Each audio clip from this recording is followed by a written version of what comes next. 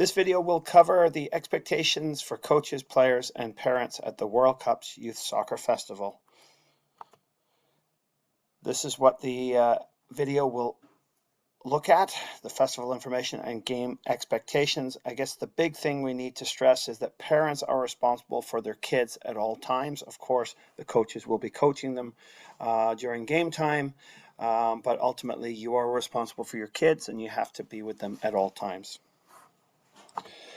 So festival information, the meeting times and location. So it is at Westshore Parks Rec. They have beautiful fields down there, which is at 1767 Island Highway behind the rec center.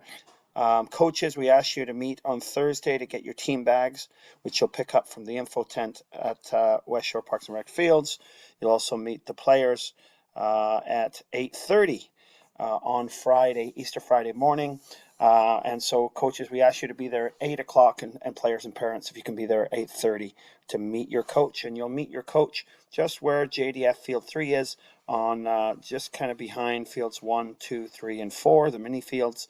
And you'll see your country flag and you'll meet your coach underneath your age category and country flag. Nice and easy.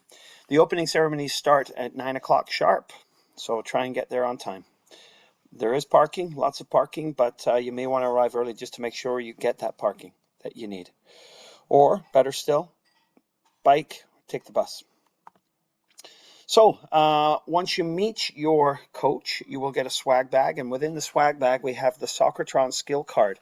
Each player receives this. Essentially, during the festival, you'll go to 4 Soccertron skill centers, and they'll be open only on the Friday.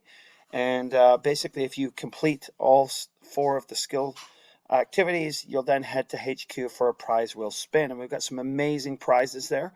We've got signed Messi, Ronaldo items. We've got gift certificates to Flying Squirrel, World Cup merchandise. Very exciting for our kids. Lots of value there for the kids' experience for sure. And then on Saturday, you can get an extra spin by getting the scavenger hunt, and essentially you get another spin at the wheel. So lots of fun for the kids. It's not only just about playing soccer, it's also about having fun and some big prizes to be given away. Yeah, so that card is from Soccertron, and basically they have a number of camps that they set up throughout the spring and the summer. And there are the camps. There's the QR code if you're interested in some summer camps that are coming up and filling up quick. So get in while you can. Other general information. So basically, each player will play 4 games over 2 days. In the schedule, sometimes we've got to be determined games where we rank the teams, and then we play off, maybe the top 2 teams play off and the bottom ones play off. And so the to be determined game is a 4th game in the schedule, just so don't think you're not playing in that game. As a reminder, and Linda Pagos wants us to remind you, who's in our committee, no dogs, no dogs, no dogs. And this year, the concession goes directly to Kids Sport Greater Victoria. So please bring your cards, bring your money, and support Kids Sport and get those kids into activities that maybe they wouldn't if it wasn't for Kids Sport. So great cause. The game expectations in terms of competition structure, U5 and 6, it's 3 aside with no goalkeeper.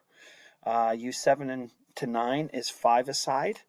So coaches, you might play a 2-2 formation, or a diamond formation, or even a 2-1-1 formation. That's up to you to figure out. U10 to U16 is 7 aside. You might use the Christmas tree formation, right? The 3-2-1. Or whatever you come up with there. And you can see the appropriate half lengths and size of ball. That all being said, sometimes we might have, big teams, and the coaches might agree to play 7 aside at U10 to U16, or maybe, there's not enough players, and maybe they've only got 7 on a side and they need a sub, so maybe they go 6 aside. The original tournament was a 6 aside tournament. But really important that our coaches are ensuring that everyone finds success, not only their team, but the other team. And we'll talk about that a little bit more in the coming slides. So game expectations, we expect all coaches and parents to embrace the World Cup Festival philosophy, and that is a kid-centered approach. that we do no harm. It's formative, it's fun, and we want lasting memories that the kids will hold on to for life. What is a kid-centered approach? Well, essentially, it's equal playing time. It's praising the kid, and I repeat again, it's equal playing time, coaches, and well, as equal as possible, right? We know that it's never truly equal, but aspire to get everybody equalish playing time. We want to foster that player independence. That means we're not shouting at them, telling them what to do. They're in the best position to make their own decision. That being said, obviously, coaches, you can have a word with them after and say, hey, when you're in this situation, maybe you want to look for this, and focus their attention on the options in front of them. Parents, best thing you can do to foster that player independence is not to give them all that feedback after the game or in the car, right? Is maybe just to tell them that I really enjoy watching you play, and be supportive in that regard. Incorporating player input, you might ask them what formation we should use and why. You might ask them to run a warm up. You might ask them to positions on the field where you think everyone should be. So try and incorporate your players into your decision making. Ultimately, that's transformational coaching behaviors, and that is a real positive, and it engages their intellectual awareness of the game as well. Of course, our coaches and our parents want to be modeling pro-social behaviors, so not shouting at the ref. And of course, we want to embody FIFA's fair play and respect principles as well. And this is directed at the coaches. We try and make balanced teams. That being said, we rely on parent assessments. So sometimes the teams are not balanced. And one of the saddest things I come away with sometimes is the uneven scores. So we shouldn't have 12-0 blowouts. We shouldn't have, hopefully, not 7-0 blowouts, right? So it's all our responsibilities to ensure that there's a competitive balance. So you can do that by adding or minusing a player on the field. So obviously, if your team's really strong, maybe you give the other team an extra player on the field. Let the coach know that, hey, throw in another player. Maybe it's repositioning your stronger players. Maybe it's even mixing the teams. Maybe you play a half and it's 4-0 for 5-0 for the other team, and it's not going to be even in the second half either.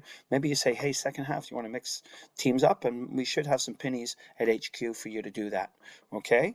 Another idea is that you try and keep possession in your own half. If you're up by 4 or 5 and it's starting to get ugly, maybe you try and keep possession in your own half and ensure that you're not making that damage even more demoralizing for the opposition. That was one thing that I use with my teams is that the gap can be no more than 5. So if the other team gets a goal, then sure, we can score a goal, but the gap is no more than 5. Okay, so really honor that, respect that, and please do that, coaches. So important. So that player-centered approach is really important, right? And you're showing that care. You're engaging them and involving them. You're scaffolding them in the right direction, and of course, being extremely positive. So again, formative, fair, fun, and unforgettably positive. That's what we want to see, not only with our players, but also our refs as well. And so we all have a responsibility in creating that environment for the kids, the coaches, the parents, and the festival organizers as well. And just remember, there are 1.6 billion people in China that don't even know we are playing these games. So not a big deal. Try and have fun. It's not the real World Cup. There's no trophies. There's no standings. But let's all try and have a great time, okay? In a wonderful atmosphere that the World Cups is really known for. That is it.